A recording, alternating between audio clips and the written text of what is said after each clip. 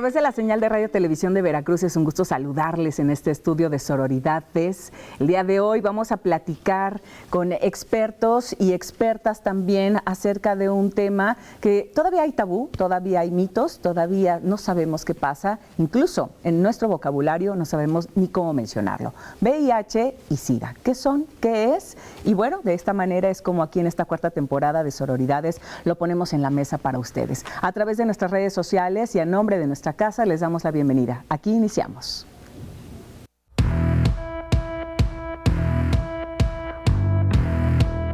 Aún existe la creencia que el VIH y SIDA son la misma condición. La realidad es que el VIH, virus de la inmunodeficiencia humana, ataca el sistema inmunitario del cuerpo, debilita el sistema inmunológico que nos protege de infecciones y enfermedades. El VIH es el causante del síndrome de inmunodeficiencia adquirida SIDA. Su característica principal consiste en un periodo de incubación prolongado que desemboca en enfermedad después de varios años. Trae consigo un conjunto de signos y síntomas. El VIH puede transmitirse por las relaciones sexuales vaginales, anales u orales con una persona infectada mediante un acto sexual sin protección, a través de la sangre y los hemoderivados en individuos que comparten agujas y jeringas contaminadas para inyectarse drogas, y en quienes reciben transfusiones de sangre igualmente con derivados contaminados. Mediante vía perinatal, una mujer sin tratamiento al VIH puede transmitir antes, durante el periodo de parto y en lactancia. La infección por VIH se presenta en diversas etapas, identificadas por un conjunto de indicadores clínicos.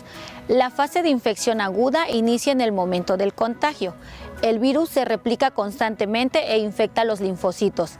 Se calcula que entre el 40 y 90% de los casos con infección por VIH-1 presentan un cuadro similar al de una mononucleosis infecciosa: fiebre, malestares musculares, inflamación de los ganglios, sudoración nocturna, diarrea, náuseas y vómito.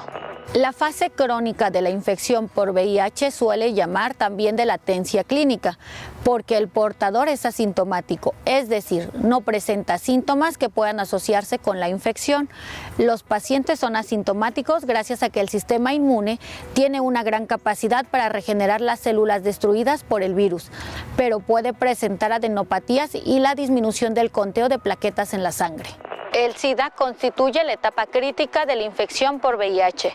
En esta fase de la infección, el portador del VIH posee un sistema inmunológico que probablemente sea incapaz de reponer los linfocitos. Los pacientes que han desarrollado SIDA en esta fase crítica pueden ser controlados mediante la terapia antirretroviral, que puede brindar una mejor calidad de vida a un portador del VIH y aumentan sus posibilidades de supervivencia. De acuerdo con cifras de ONU-SIDA, los últimos datos al cierre de 2021, hay una ralentización en el ritmo del cual se van reduciendo las nuevas infecciones por el VIH, se va aumentando el acceso al tratamiento y se va terminando con las muertes relacionadas con el SIDA. 1.5 millones de personas contrajeron el VIH, 38.4 millones de personas estaban viviendo con el VIH y 650,000 personas murieron por enfermedades relacionadas con el SIDA. Es importante romper con el mito de que el virus se transmite por picadura de mosquito, por tener contacto con sudor, lágrimas, orina, saliva, compartir el baño, besos y abrazos. Es nuestra responsabilidad la prevención mediante sexo seguro y protegido, usando condón, dique dental, dedales, usando material nuevo y esterilizado.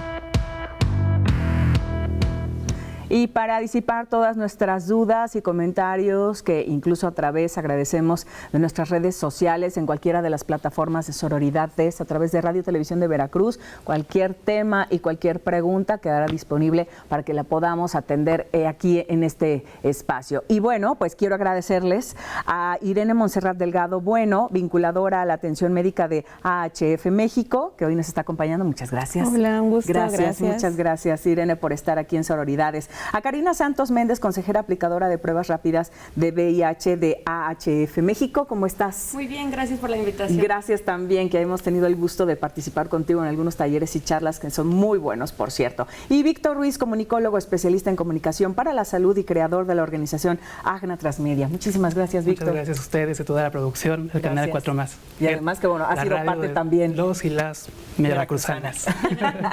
Bueno, pues el día de hoy vamos a hablar de este tema que siempre mencionamos, lo ponemos en esta mesa y en la mesa de las casas que nos están viendo, de las familias de Veracruz y de otros puntos a donde llegamos, porque es importante saber si es lo mismo, si no, cómo mencionamos, VIH-Sida. ¿Es igual, lo mismo, Karina? No, no es lo mismo. Me gustaría compartirte y compartirles que el VIH, justamente como lo vimos en este reportaje, es el virus de inmunodeficiencia humana que ataca el sistema inmunológico. Sí. En este caso no hay síntomas y no hay signos. No hay algo que en mi cuerpo me pueda decir, necesito ir a hacerme una prueba, necesito un chequeo. Incluso no sé si sabías, pero podemos estar de 1 hasta 10 años con el VIH y no se va a presentar ningún signo o síntoma. Me gustaría compartir que cualquier signo es algo que podemos medir en el cuerpo y síntomas no se pueden medir. A veces cuando decimos, ay, me duele, mucho, poquito, nada, eso es como justamente un síntoma, no se puede ir midiendo. Es importante saberlo porque a veces no podemos como compartir qué es un síntoma o un signo. Entonces, cuando ya encontramos estos síntomas o signos, ya no estamos en una etapa de VIH, ya estamos en una etapa de SIDA, que es el síndrome de inmunodeficiencia adquirida.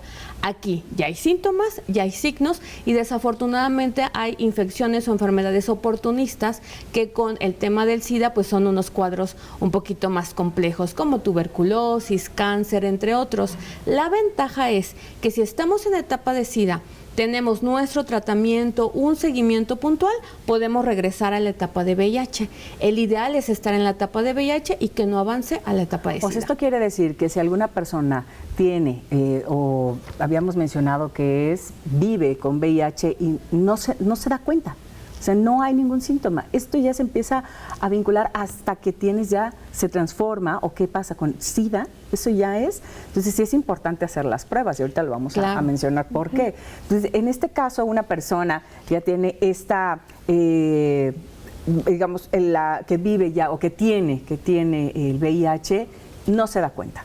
Claro, sí.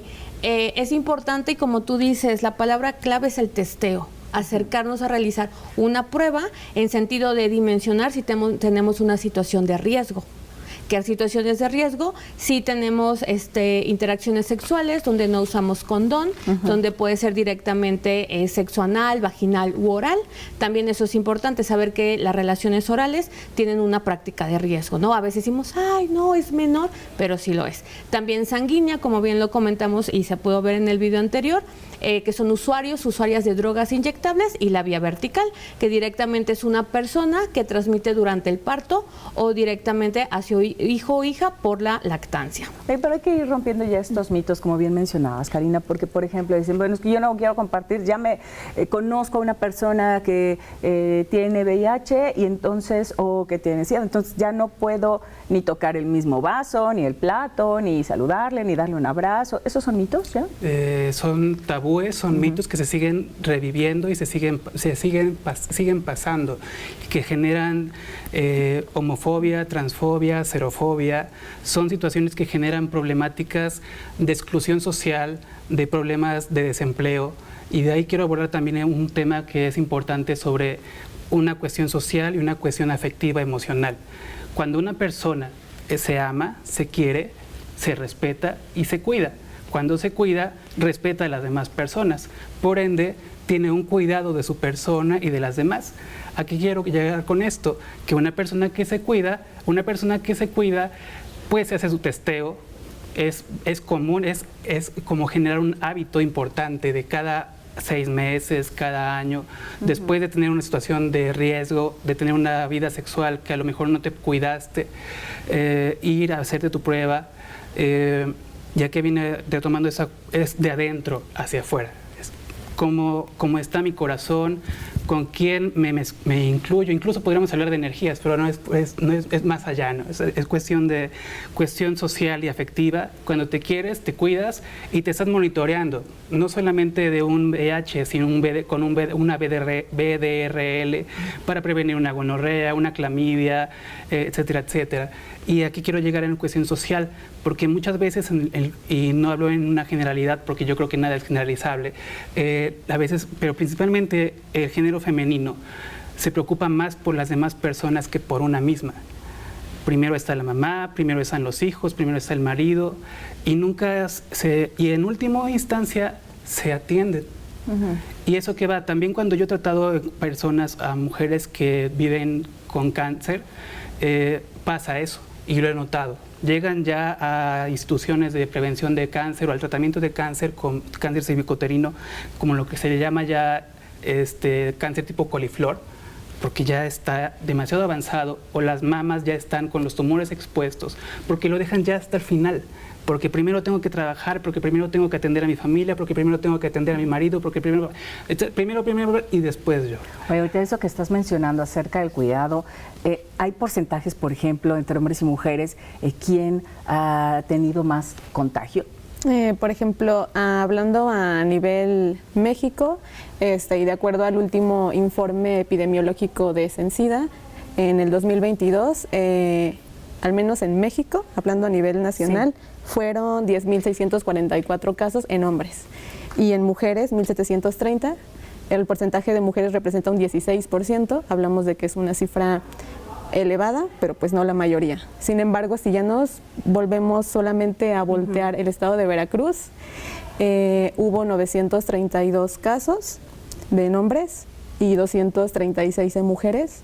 Entonces, ese 236 representa el 26%. Hablamos de un 10% más de la media nacional. Sigue habiendo, a pesar de todas estas campañas y todo, sigue habiendo desinformación y sigue habiendo... Muchísimo. Creo que uno de los puntos claves que mencionaba Víctor es justo la desinformación. Claro. Cuando hablamos de VIH se habla de desinformación porque no está actualizada esa información. Muchas de las personas todavía piensan en el VIH y en el SIDA de los años 80, 90, cuando no había un tratamiento, cuando efectivamente la gente se moría, pero actualmente en el 2022 es increíble saber que hay estas cifras cuando ya hay opción a tratamiento, cuando ya hay opción a una detección oportuna, cuando ya se habla de las pruebas, y específicamente pensándolo en mujeres, que es lo que recuperaba Víctor, hay que pensar mucho en el empoderamiento, y la información es una herramienta que empodera. Entonces, ¿qué podemos hacer como sociedad para transmitirle a la amiga, a la cuñada, a la hermana, oye, ya te hiciste tu prueba de VIH, o ya pensas en tú solicitarla? Si no te la están ofreciendo, ya pensaste en tú venir y decir, oye, nunca me he hecho una prueba, mi esposo me dijo que se las hacen porque se las piden porque es hombre, ¿no? ¿Sabes dónde? Ajá, ¿sabes dónde? Bueno, pero es que creo que pasa algo ahí también. Cuando dices, ¿por qué no te has hecho una prueba? Yo, ¿cómo voy a hacer una prueba? Si yo no soy... Y vamos a mencionarlo así porque son los estigmas, lo que mencionabas de la década de los 80. No soy gay, no soy promiscua. La película de Filadelfia que generó todo el proceso del estigma. Incluso hay una serie que se llama Pose, que es muy buena, que también trata todo este tema del VIH y del SIDA. Y que es eso, ¿no? Que estaba como muy estigmatizado, el tema de que tendrías que ser homosexual o que servidora sexual. O drogadicto o adicta, mejor dicho, a alguna sustancia, o las agujas, etcétera, etcétera. Es como si yo estoy casada, yo tengo a mi familia, tengo a mi esposo, mis hijos y mis hijas. ¿Cómo voy a tener VIH? ¿Cómo crees que me voy a hacer una prueba? Pero esto forma parte también de los mitos. Claro, incluso con lo que rescato de Monse, ella habla de la información, ¿no? Que esta información sea libre de estigma y discriminación. Y yo empezaría por algo muy sencillo, que compartimos que el VIH no se contagia, el VIH se transmite de un cuerpo a otro cuerpo. El contagio, ya bien, la pandemia nos lo dejó muy claro, que es tocar, superficies, abrazos, un contacto directo. Y en este caso, pues directamente hablamos de una transmisión de un fluido y una puerta de entrada. ¿Qué fluidos es donde sobrevive el VIH? Son sangre, semen, líquido preeyaculatorio, fluidos vaginales y leche materna. Y directamente entran en el cuerpo por el ano, pene, vagina, heridas abiertas, ojos y boca. Entonces, si identificamos perfectamente estos fluidos y estas puertas de entrada, yo ya no tendré miedo si toco a alguna persona, si la abrazo, si la beso. Incluso dicen que por las lágrimas, eso es un mito también. Exacto. Lo del mosquito. Ajá, el mosquito. Por ejemplo, las lágrimas, sudor, orina, cerilla, sí son fluidos, pero no tienen la capacidad de retener el VIH y que con ellos se haga una transmisión. Aparte, el virus tiene, si no mal entiendo, muy pocos segundos de vida 10 afuera segundos, del 10 segundos afuera del en organismo. temperatura ambiente, exacto. Cuando es, por ejemplo, en una lágrima o en una cosa, ya no. No. De todas maneras, ahí En general. Ajá. En general. Por ejemplo, una gotita de sangre de una persona que tenga VIH y que no tenga tratamiento, etcétera, pues dura 10 segundos en temperatura ambiente. Entonces, exactamente. Entonces podemos, luego hay algunas situaciones que sí hay que evaluar la situación de riesgo. No sé, a lo mejor yo que realizo pruebas de VIH, por ver que todo el protocolo se haga correctamente o algunas otras instancias como el sector salud, que pueda haber algún accidente ocupacional, pues también evaluar la situación de riesgo. Pero ahorita que hablamos tanto de las pruebas, ¿cómo se hace una prueba? Porque dices, bueno, vete a hacer una prueba, ya conocemos, nos dicen, etcétera, etcétera, pero llego a dónde y cómo me hacen la prueba. Tengo miedo de que me expongan, tengo miedo de que mi nombre esté en una lista, tengo miedo de que mucha ignorancia todavía que tenemos en este tema y en este sentido, mucho temor. Cuando trabajas con, perdón que te interrumpa, cuando trabajas un tema, piensas que eres parte de una comunidad y aunque no lo fueses, ya estás dentro de una visibilización de un tema. Por ejemplo, ¿no? Por ejemplo, yo he trabajado con mujeres en prevención de cáncer en la mujer y no soy mujer ni he tenido cáncer. Entonces también... Bueno, pero estos son vínculos afectivos, vamos, al final de cuentas es rescatar. Pero me refiero a la cuestión de como el SIDA es mucho más, el VIH y SIDA tienen un estigma y una carga social y un tabú mucho más fuerte, porque tiene un señalamiento con la vida sexual, con el consumo de drogas, con el uso principalmente eso, del libre uso de tu cuerpo, de cómo vives con tu sexualidad. Y sobre el tema que mencionas, es importante saber que, para empezar, la salud es un derecho humano internacional y que puedes acercarte a la Secretaría de Salud, a tu departamento, ¿cuál sería? Como... ¿Hay un área en específico dentro de las instituciones públicas, independientemente de HF? Sí, en este caso, cualquier persona puede acercarse a su sector salud. Por ejemplo, si tiene IMSS, ISSSTE o si no cuenta con ninguno, aquí en Jalapa contamos con Capacits. Entonces ahí puedes solicitar tu prueba de VIH u otra. Afortunadamente, y me gusta compartirlo, HF tiene presencia en Jalapa, donde tenemos un modelo directamente en pruebas rápidas de VIH y te puedo compartir cuál es el proceso desde acá. Sí, estaría fantástico, porque lo que mencionábamos, me van a picar el dedo, me van a tener acostada. ¿Qué pasa con una prueba? ¿Cómo es? Porque antes se decía que eran muy, muy tardadas las pruebas, pero ahora son más rápidas. Mira, en este caso es muy sencillo. Desde HF México manejamos un modelo de aplicación, tanto espacios cerrados como espacios abiertos. Llega la persona y directamente nos dice, ay, es que me enteré que aquí hacen pruebas de VIH rápidas. Claro que sí. Entonces les damos la indicación de sentarse. Aquí acompañamos la información con algo que se llama preconsejería.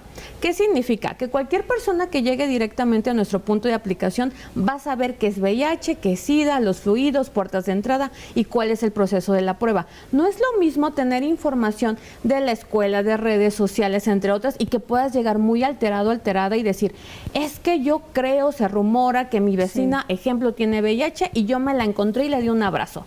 Entonces, esa información es muy oportuna para identificar en qué posicionamiento estoy y saber desde mi resultado, las prácticas de riesgo y de mencionar si yo estoy en una o no.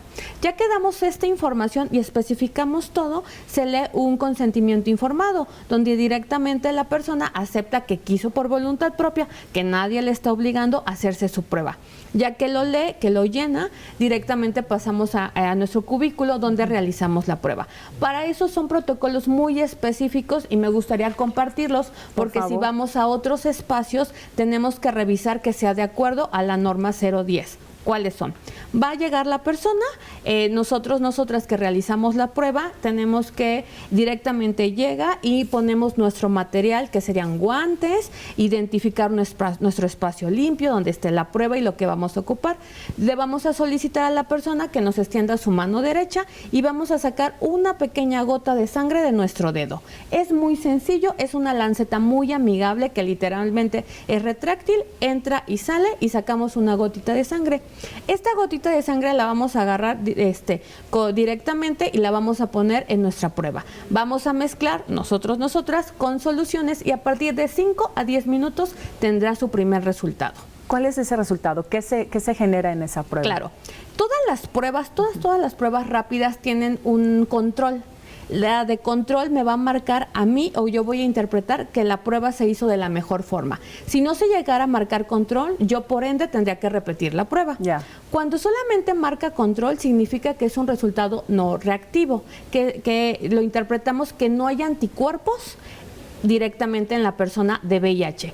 Ojo, las pruebas rápidas solo detectan anticuerpos, que es justamente cuando se va formando.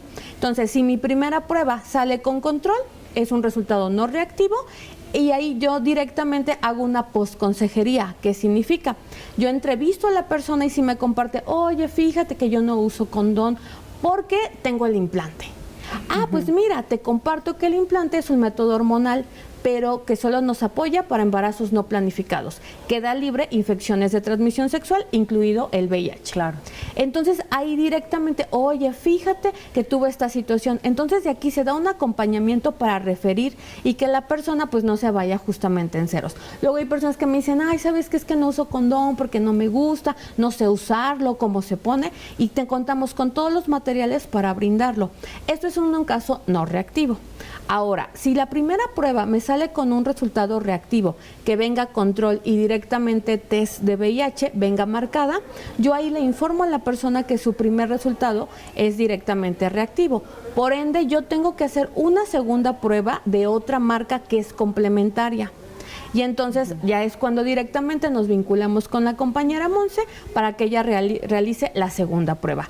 Ya en lo que se realiza la segunda prueba y esperamos el resultado, ya mi compañera Monse ya va compartiendo cuál es el de seguimiento para la atención médica. ¿Qué pasa en esa segunda prueba? Sí, para HF es muy importante cumplir la meta de ONU-SIDA, que es un mundo sin SIDA para el 2030. Un mundo sin SIDA, ¿por qué? Porque lo que queremos es erradicar el VIH en etapa avanzada, ¿no? Porque VIH, pues viven muchas personas con VIH. Sí. Entonces, para eso pensamos en la cascada de atención. No nos quedamos solamente en tener muchas detecciones y que las personas sepan su estatus, sino que además esas personas puedan continuar para acceder a su tratamiento y una vez que accedan al tratamiento antirretroviral, se mantengan adheridos a ese tratamiento y puedan llegar a la etapa de indetectables. Porque recordemos que una vez que tú inicias tu tratamiento y si lo sigues adecuadamente, llegas a la etapa indetectable, es decir, ya no lo transmites a otras personas. La carga viral en el cuerpo va a ser tan poquita que ya no lo vas a transmitir a otras personas. Claro. Entonces, para llegar a ese punto, nosotros ofrecemos el servicio de vinculación a la atención médica. ¿Cuánto tiempo tiene que pasar más o menos para que esa persona ya no pueda transmitir? Depende mucho del organismo, ¿Ah, sí? pero varía entre 3 y 6 meses. Depende mucho del estado de salud, qué tan avanzado esté, cómo esté su carga viral, cómo esté su carga de defensas, pero más o menos 3 o 6 meses es relativamente pronto porque los esquemas que se manejan a nivel nacional, desde el 2003 en México el tratamiento antirretroviral es gratuito para todas las personas que tienen VIH. Ese es un logro increíble porque te comparto que el medicamento actualmente se usa Biktarvy en el IMSS y en Capacits. Hay otros esquemas que aún siguen por ahí, pero Biktarvy es el más empleado. Tiene un costo de 13,800 pesos. Vale. Un frasco con 30 pastillas. O sea, no es nada barato. No. Para un mes. Pensemos que esta Para persona, un mes, para un así mes, es. un frasco con 30 pastillas para un mes, 13,000 pesos, casi 14,000. Esta persona lo tiene que tomar de por vida para tener una vida saludable, de calidad, viven lo mismo que las otras personas, pero es necesario el tratamiento. Entonces es un gran logro. Entonces nosotros para llegar a ese punto de que la persona pueda tener su tratamiento, pues les acompañamos a su servicio de salud. Yo soy la persona encargada en HF aquí en Jalapa y en Veracruz de brindar ese acompañamiento. Les explico cómo es el proceso, los ayudo a navegar en los servicios de salud, porque si tienes IMSS es un rollo completamente diferente. Si tienes ISSSTE es otro asunto y si tienes, no tienes ninguno de los dos en Capacits, la forma de acceder a ellos varía mucho, desde qué documentos necesita, desde si ya tienes carnet, y lo más pesado siempre es el peso social, o sea, de que voy a ir, qué me van a decir, ya Porque me va a ver feo, ¿no? la de recepción, expuesta. van a que te pensar... evitarías todo ese rollo con la Exacto. prevención, ¿no Sí, crees? sí, sí. O sea, Bueno, simplemente usar métodos preventivos para evitar un daño en la salud. Usar un condón, compartir condones, ¿no? A veces piensa que una persona que reparte condones es una persona promiscua, por O ejemplo. que te estoy diciendo, corre, ve, hazlo ahora. O sea, sí hazlo, pero hazlo con precaución. Claro. Ahorita que tocamos el tema tema de los condones, sobre todo eso, el tema de la salud, y es que de verdad es como ir deshilando y es como ir desmenuzando todo esto. Estamos entrando a los medicamentos, que de entrada tendrían que ser gratuitos. ¿Y hay desabasto? Bueno, si me lo permites, sí. Antes de esta pregunta, creo que también no ha sido solamente que un día del otro están gratuitamente, ha sido lucha de muchas personas en situación de VIH que han levantado la voz, que han cerrado, que han muchas muertes. Exactamente, Karina, para que se pueda llegar actualmente que sea gratuito. Totalmente. Ahora, en este sentido del acompañamiento, es importante mencionar que la persona que tiene el shock emocional, físico, de salud, pero también qué pasa con el entorno en cuestión social, laboral, el escolar, ¿no? Las escuelas, en las instituciones, sexual etcétera, también, etcétera. como mencionas, sexual, ¿no? También, ¿qué va a pasar con mi vida? Pero familiar. ¿Hay acompañamientos también para las familias o para las personas cuidadoras? Bueno, en este caso depende mucho si la persona quiere compartir su estatus desde ahí, porque muchas personas lo viven en silencio por lo mismo. ¿Y qué es mejor? Pues depende mucho de la decisión de la persona y su condición. ¿Respeta ese sentido? Porque varía, sí, claro, varía mucho qué tan buena es la red de apoyo de la familia. Habrá familia que se apoye, habrá familia que no. Entonces no podemos suponer que toda la familia va a estar ahí, ¿no? Claro. Habrá familia que desafortunadamente aún juzgue o tenga muchos prejuicios. Entonces la familia tendrá que hacer también su propia chamba para trabajar esto y poder brindar el acompañamiento que pues la persona con VIH requiere. Entonces sí hay como que hacer todo un análisis y al final la decisión siempre recae en la persona. ¿Cómo es el tema, por ejemplo, ahorita que mencionabas de los medicamentos? Ahora que una persona tiene esta condición ya de VIH, ya se hizo la prueba, ya la detectaron, ya está consciente, ya está en este proceso de, pues tengo que cuidarme, bueno, tengo que mantenerme, o ¿cómo es cuidado? Sí, tengo que cuidarme todavía para eso. ¿Cómo es el proceso de los medicamentos? ¿Es cada mes? Sí, hay una guía de manejo antirretroviral, cada servicio de salud tiene su guía de manejo, depende mucho también de la situación de salud de la persona. Si tiene una carga viral muy elevada, pues el seguimiento será cada mes, pero el objetivo es que cuando ya sea indetectable sea cada vez menos frecuente, porque también un miedo muy común es que ya me la voy a vivir en el hospital, ya no voy a salir de aquí, voy a tener que venir aquí cada mes y no.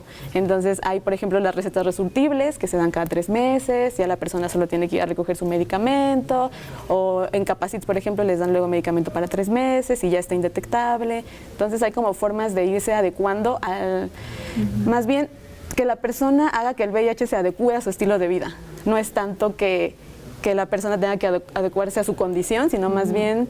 Pero sí tiene que haber un cambio, por ejemplo, me refiero a alimentación, a ejercicio, a más cuidados. ¿Qué pasa en este Por lo que sentido? estudié, incluso genera unos mejores hábitos alimenticios, mejores hábitos de salud en tu vida personal. ¿Por qué? Porque a veces la calidad de vida de una persona que vive con diabetes es mucho más vulnerable que la persona que vive con VIH. Entonces, se invita a las personas que tengan una mejor alimentación, que se estén monitoreando, que se estén checando sus pruebas, se me olvidó el concepto, ¿CD4? Las pruebas de CD4. ¿Qué es una prueba de CD4? La prueba de CD4 mide tu nivel de defensas en tu organismo. Y la carga viral. Y la carga viral es lo que se tiene que hacer cada mes. La cantidad de virus que tiene el organismo en el cuerpo. Ya. Entonces, cuando haces tu prueba, te checan eso. Pero también hay en el sector salud hay que evaluar ciertos, ejes como lo que es dentista, lo que es médico general, psicología, nutrición, que bien comparte, para que se vuelva a integrar en las personas. Pero también me gustaría compartir que a veces es muy fácil, a veces desde las instituciones, y es algo que hemos abordado en otros espacios de, bueno, aliméntate bien, ven entre muchas cosas, ejercicio, pero también no sabemos la situación de las personas, donde también encontramos situaciones, por ejemplo, a veces identificamos en trabajo sexual que justamente dicen, bueno, voy a acceder a mi tratamiento y me solicitan que me alimente bien, pero pues no estoy generando un ingreso estable para alimentarme bien, ¿no? O hay diferentes situaciones que a veces quisiéramos decir, bueno, justamente vamos a surtir esta lista, vamos a comer o vamos a acceder a ciertas rubros, pero a veces no se cuenta. Entonces, desde acá es también como analizar las realidades de las personas. Sí, cada quien. ¿Se hace algún estudio socioeconómico en este sentido, con las asociaciones, con los grupos internacionales como HF, para apoyar en ese sentido? Sí, bueno, en cada servicio de salud está el personal de trabajo social, que son los encargados de hacer estos estudios sociodemográficos y canalizar para que se den los apoyos, pero pues sabemos que no siempre alcanza esta red. En esos casos estamos nosotros, por ejemplo, tenemos actividades como dar condones, lubricantes a personas trabajadoras sexuales, también apoyamos con despensas, entonces tratamos como de poner nuestro granito de arena para reducir los obstáculos que ya tienen estas personas y que puedan continuar en su tratamiento y pues por ende seguir saludables, ¿no? O sea, en este caso cualquier persona podría llegar y podría decir, ustedes tienen condones, podrían darme condones, podrían darme lubricante, porque ese es otro de los temas.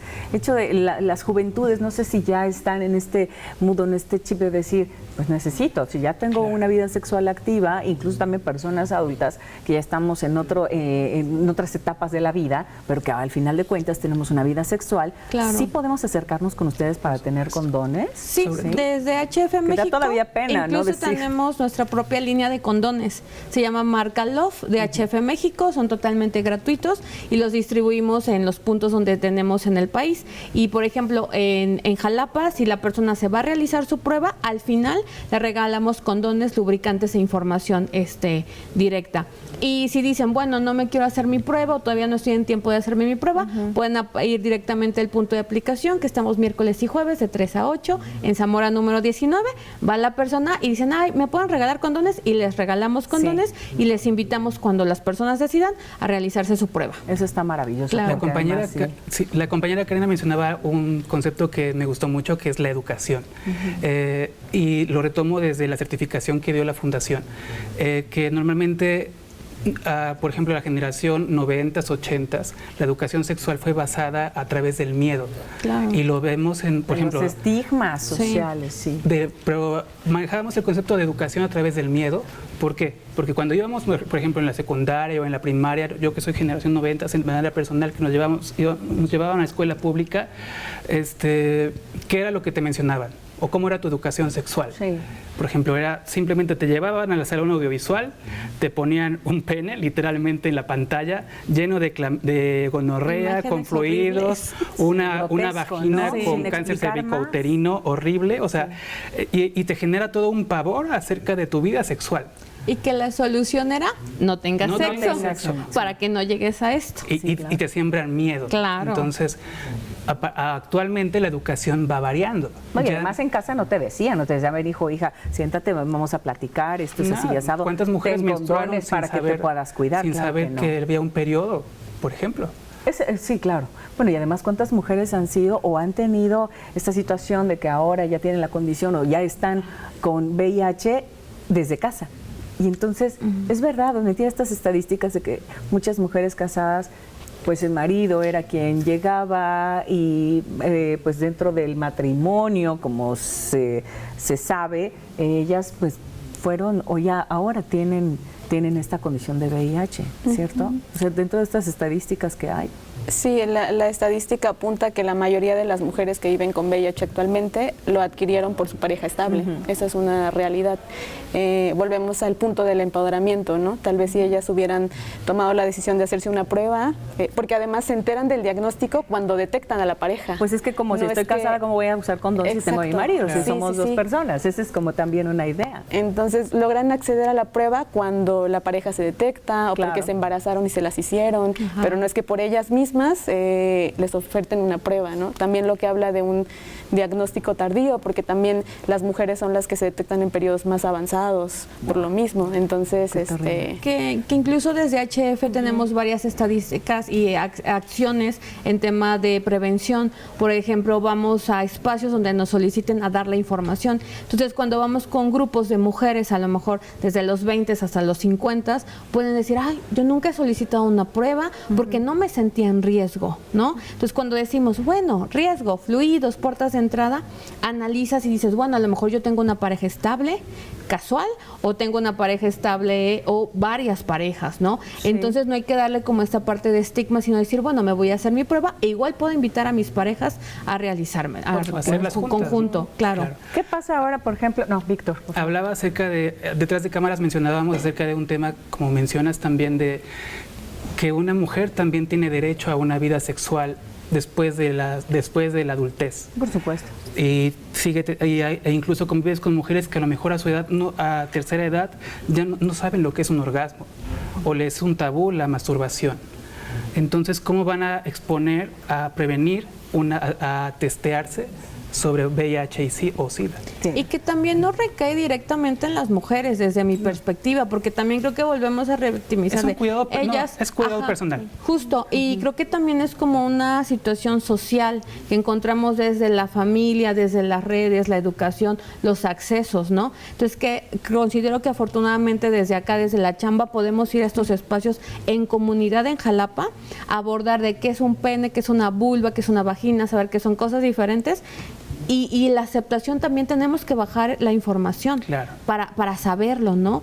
Entonces, que a veces, insisto, en los libros encontramos condones internos y externos, pero no los vemos, no los tocamos, no los abrimos. Entonces, cuando regalamos condones a juventud, siempre les digo, no importa que no los usen, ábrelo en la intimidad que te lo permita tu espacio, solamente ábrelo. Si te dije que hay fecha de caducidad, revísalo, ve si tiene el aire, huélelo, incluso saboréalo, o sea, que sientas qué significa tener un condón para que cuando estés en ese momento tú tengas esa información y digas, a ver, voy a hablar con mi pareja, vamos a llegar a acuerdos y vamos a utilizarlo. Sí, es verdad, tienes toda la razón. Aquí en Radio Televisión de Veracruz tuvimos la oportunidad de tener a HF México y en serio, o sea, la mayoría de las personas, compañeros, compañeras, todavía teníamos este tema. Hay cositas que todavía nos llegan y eso forma parte de una información y por eso es que el día de hoy aquí en Sororidades tenemos el tema de VIH, SIDA, que es totalmente diferente. Ahora, lo que quería terminar con el punto que estaba mencionando era de que una activista de VIH y SIDA de Argentina nos mencionaba que es una mujer de la tercera edad y que simplemente decía, bueno, pues yo soy mujer, ya pasé la menstruación, ya pasé la menopausia, ya no me va a pasar nada. Ya no requiero estar cuidando, ¿no? Ya no me voy a embarazar. Sin embargo, tuvo un segundo o tercer matrimonio y esa persona fue la que, porque transmitió el VIH y obviamente por ser una mujer de la tercera edad, pues ya estaba en fase SIDA, pero nadie se le ocurrió de todo su tratamiento médico hacerle una prueba de VIH. ¡Qué tremendo! Entonces, ahí quería abordar ese tema, ¿no? De que la mujer también tiene un derecho a la vida sexual y a su prevención y a decir no, porque también hablamos de la violencia sexual, incluso dentro de la misma familia, de la misma pareja. Hay veces que la mujer tiene que acceder a tener sexo sin preservativo porque la pareja le dijo que no siente lo mismo. Y ahí viene la transmisión, claro, ¿no? Y entonces, y a pesar de que a lo mejor la pareja, para también no revictimizar, tuvo sexo con normalmente se dice, encontré que hay dos cosas. Una cosa son las personas homosexuales que se asumen como homosexuales y hombres que tienen sexo con otros hombres, pero que no se asumen como homosexuales. Sí. Entonces, y aparte tienen su pareja mujer. Entonces, y aquí viene también lo que hablábamos de condiciones de educación y de respeto y de amor, porque si tú vives en una armonía familiar desde el núcleo familiar, de aceptación de las preferencias sexuales de las personas, ya sea comunidad LGTBIQ+, o LGTBIQ positivo, son tantas siglas, pero a veces sí es importante visibilizar a las personas y decir, esta etiqueta es la que me asume desde mi sexualidad. Yo sí a veces, por ejemplo, pregunto, a ver, ¿con qué te digo ella, él? ¿Con qué artículo me comunico contigo? No, claro, lo que vas a decir es comunicación. Comunicación, la comunicación es la base de todo. En todos los sentidos. Y con la comunicación amorosa, ya no desde la educación del miedo, puedes generar una familia con infancias que se prevengan y que se cuiden de contraer o vivir con VIH. Ahora, ¿qué pasa con esto de las infancias? Hemos hablado y hemos abordado hombre, mujer, y hemos dicho mamás que están embarazadas y que entonces en su vientre traen el producto, un bebé, un bebé, y de repente dices, tengo VIH. Y entonces mi bebé, ¿se contagian? ¿No se contagian? La niñez con VIH o la niñez con SIDA es un índice también muy grande el que hay. Actualmente, el VIH durante el embarazo y la transmisión vertical, que es el término, es completamente prevenible. Si la mujer se detecta a tiempo durante el embarazo, se puede prevenir que el niño adquiera VIH durante el momento del parto, porque recordemos las prácticas de riesgo. Entonces, claro, en el caso de la transmisión vertical, la transmisión ocurre cuando el bebé sale por el canal vaginal y pues hay contacto de fluidos vaginales con los ojos, ¿no? O la sangre.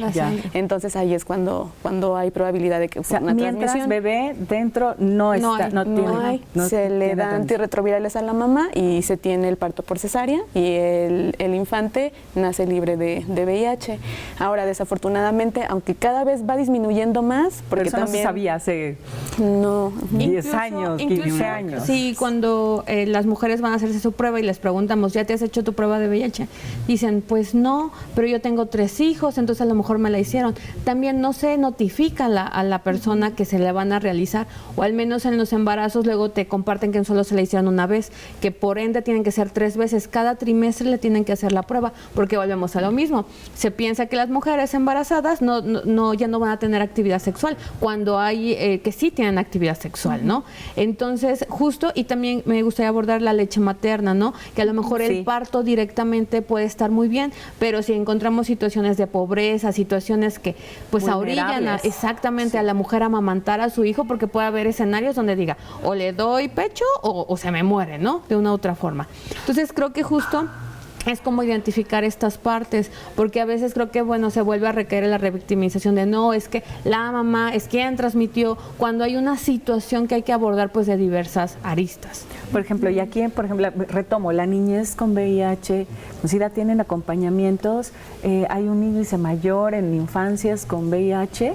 Si retomo un poco, actualmente el índice ya es cada vez menor, se habla de muy pocas detecciones al año, ocurridas por transmisión vertical, pero aún existen, ¿no? Y también existen infancias con VIH que fueron detectadas, o sea que quizás hace 10 años, porque nacieron con VIH, ahorita tienen 10 años. ¿Y es el mismo procedimiento en cuanto a medicación, tratamiento, etcétera, etcétera? Sí, bueno, cuando son bebés pues tiene que ser intravenoso, ya cuando adquiere la capacidad pues de deglutir ya se le dará medicamento, pero pues es una situación muy compleja porque cómo le explicas a un niño que tiene que tomar un medicamento todos los días para poder estar bien, y más allá de eso el estigma social que tiene el VIH, o sea, si se lo compartes, ¿qué pasa con el niño si lo socializa en su kinder o en su primaria? Él lo va a normalizar de alguna manera. Exactamente. Porque tendrá información. Sí, tendrá información, pero va a llegar y lo va a mencionar en la escuelita, en el salón de clases, y muchas veces incluso en el sector educativo hay mucha desinformación. Totalmente, y se tendría que tomar ahí como una cartototota en el asunto para que maestros y maestras, directivos, directivas estén como en este núcleo de empatía, porque todavía nos falta mucho como sociedad. Y retomando el tema que mencionabas acerca de que si una persona que vive con VIH puede tener familia, sí. Cuando una persona, como menciona la compañera Karina, es indetectable a partir de mantener su medicamento permanente, hay campañas que vienen incluso desde España desde hace 15, 20 años, ¿no? Que estuvimos aprendiendo acerca de esas campañas de prevención, que es playeras, ¿no? Indetectable igual a intransmisible.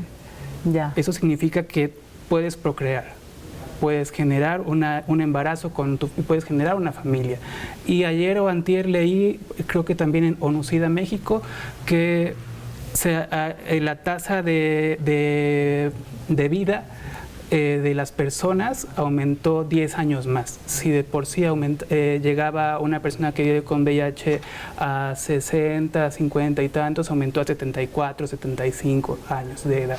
Entonces, prácticamente es seguir adelante, seguir compartiendo desde la comunicación, como comunicadores, como activistas, como sociedad organizada, como sociedad civil organizada, el trabajo en conjunto para la prevención y el desarrollo común de nuestro entorno, de las personas, no generar esas divisiones porque políticas o sociedad civil organizada o mediática que luego religiosas, sí, porque también. En cada sector pasa, no, tú eres de tal canal, no, yo soy de tal canal, pero no somos compañeros o compañeras, no, que tú eres de tal fundación y que no, es un trabajo en conjunto, exacto, el fin es el común. Y del entonces, bien común. ¿por qué nos falta todavía? ¿Por qué si tenemos ya con la facilidad de hasta en un clic con un teléfono celular, por qué todavía hay personas en esta condición? ¿Por qué todavía tenemos ese miedo? ¿Por qué todavía nos falta Considero conocer? que hay un factor cultural. Sí. Considero que hay un factor cultural porque lamentablemente nuestro contexto se ha vuelto sexual mucho más desde edades más tempranas. O sea, cuando... Tendría que haber más información todavía. Tendría que haber más información. Más cuidado y más prevención. Pero si escuchas, no me voy a meter como Alex Sintek, ¿no? Que se echó a toda la comunidad de reggaetón, pero hablaba acerca de cómo se sexualiza a la infancia, a las infancias, ¿no? Pero ¿y cómo lo previenes? O sea, bueno, sí, debe haber un acompañamiento desde el núcleo familiar, desde el núcleo mediático, debe ser integral, considero holístico. O sea, que sí hay una sexualidad que se despierta más temprano, pero también no hay una educación de prevención acerca de cómo cuidarse. Vaya, y es un silencio, ¿no? Ahí porque de repente conocemos a personas como HF México, en este caso con Víctor, que están en esta lucha, que van a las escuelas, que van a las empresas, que van a las instituciones públicas, que van a muchos lugares y que todavía falta. Desde HF México, ¿qué es lo que están haciendo? Al menos aquí en la capital veracruzana, en el resto de Veracruz, porque a lo mejor hay muchas personas que nos van a ver en la Sierra de Songolica, que agradecemos, o que nos van a ver en la zona norte o en el sur de Veracruz, y dicen, bueno, pero es que están hasta allá, y yo aquí a dónde voy.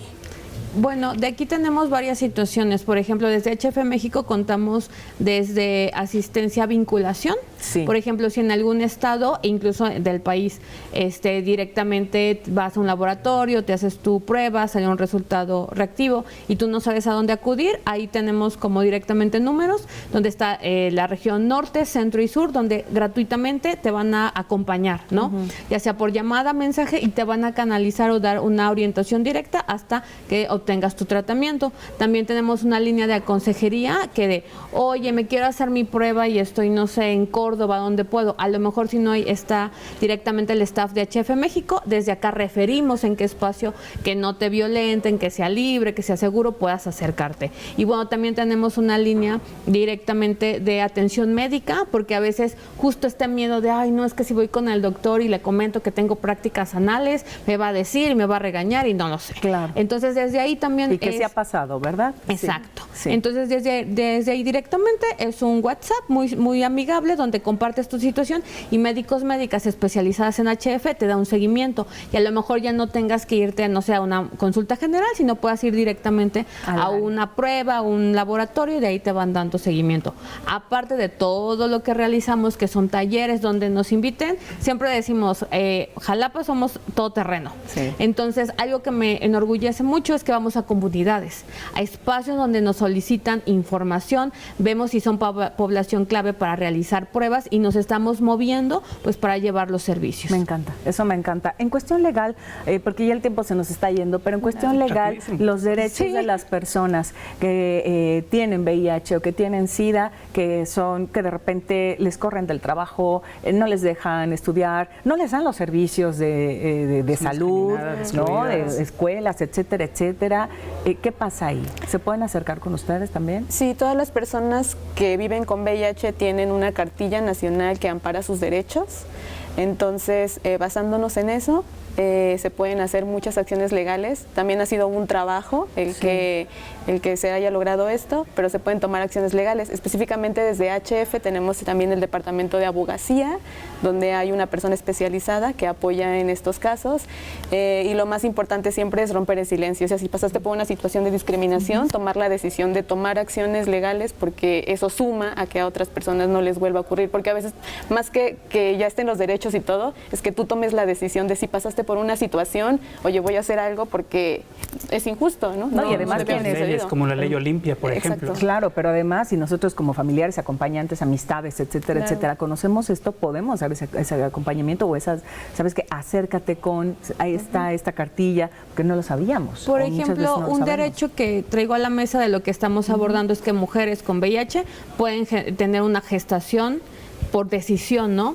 Entonces, que a veces el sector salud o la familia o la sociedad diga, tú no, porque tienes VIH, es injusto. Entonces, con estos derechos podemos justamente identificarlos y también abordarlos. Si en este camino de mis decisiones a lo mejor no se me está dando seguimiento o me están violentando, o incluso, pues desde ahí tomarlo, ¿no? Incluso muchos espacios de trabajo te solicitan que te hagas la prueba. Te pueden solicitar que te hagas la prueba y sumarse en esta onda de salud, pero no a compartir el resultado, ¿no? Eso. Entonces, cuando empezamos a notar estas situaciones, desde el área de HF México, abogacía, podemos dar un seguimiento oportuno, pues para que no caigamos en estas violencias.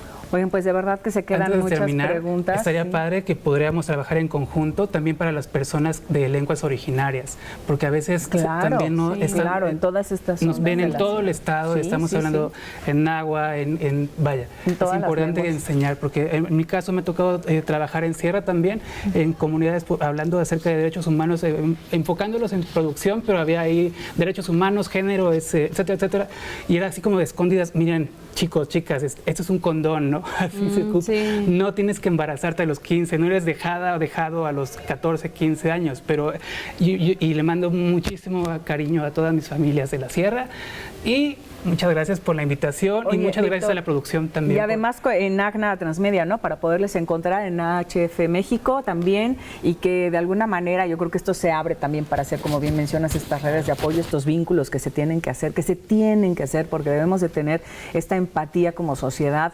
conocer, responder a todos los llamados, a todas las personas que formamos esta gran sociedad, que tenemos al alcance muchas cosas, entre ellas servicios como estos. Muchísimas gracias. Un gusto. Gracias a Irene Monserrat Delgado Bueno, vinculadora a la atención médica de AHF México, gracias, y también a Karina Santos Méndez, consejera aplicadora de pruebas rápidas de VIH de AHF Un México. gusto. Muchísimas gracias. Víctor Ruiz, comunicólogo, especialista en comunicación para la salud y creador de la organización ACNA Transmedia. Muchas también. gracias, Y muchas en redes gracias. sociales ahí nos vamos a encontrar. Muchas gracias y a la producción y sobre todo por generar este espacio Al incluyente, no separatorio, Al y contrario. positivo y para generar beneficios por el bien común. Muchas Ya gracias. lo dijo Víctor, así es, sororidades. Gracias, nos vemos en la próxima, en nombre de todo el equipo y de nuestra Casa Radio Televisión de Veracruz. Hasta pronto.